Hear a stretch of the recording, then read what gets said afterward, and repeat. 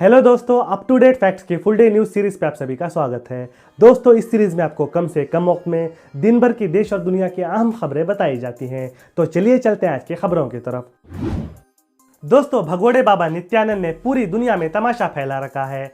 कुछ दिन पहले इसने यूनाइटेड नेशंस की एक मीट में अपनी सो कॉल्ड कंट्री कैलासा को रिप्रेजेंट करने के लिए एक डेलीगेशन भेजी थी। इस फर्जी शख्स ने किसी आइलैंड पर अपना मनगढ़ंत देश बना रखा है। बीबीसी ने इसके देश की लोकेशन के बारे में बात करते हुए कहा है कि Kailasa south American country Ecuador के करीब एक आइलैंड हो सकता है। वर्ल्ड के most favourite billionaire Elon Musk की कंपनी न्यूरालिंक ने इंसानों के दिमाग में ब्रेन चिप्स इंस्टॉल करने के एक्सपेरिमेंट के लिए United states food and drug administration USFDA से परमिशन मांगी थी, लेकिन उनको परमिशन नहीं मिली है। पता नहीं मस्क के माइंड में क्या आया था जो ऐसा एक्सपेरिमेंट करना चाहते थे।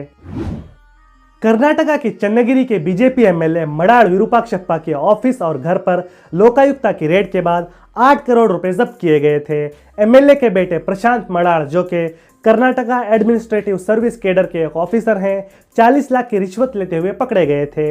इस इवेंट के बाद एमएलए भाई साहब गायब हैं और अपने पद से रिजाइन भी कर चुके हैं।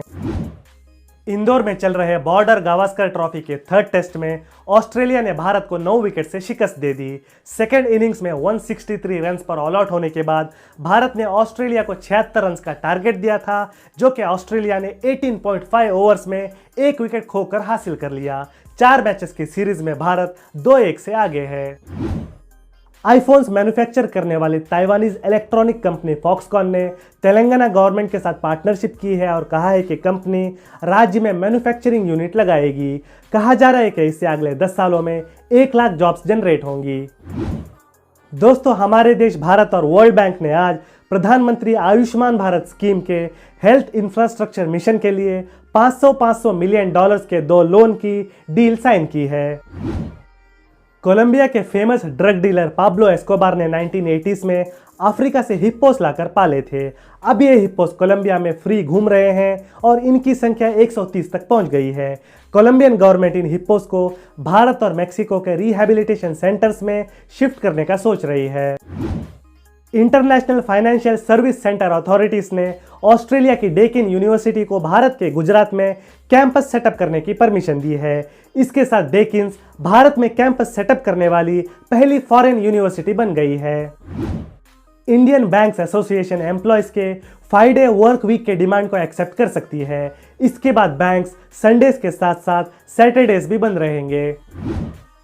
बृहद बेंगलुरु महानगर पालिका बीबीएमपी ने साल 2023-24 के लिए 11,157 करोड़ रुपयों का बजट पेश किया है, जिसमें से 63% इंफ्रास्ट्रक्चर के लिए और 14.7% सॉलिड वेस्ट मैनेजमेंट के लिए एलोकेट किया जाएगा।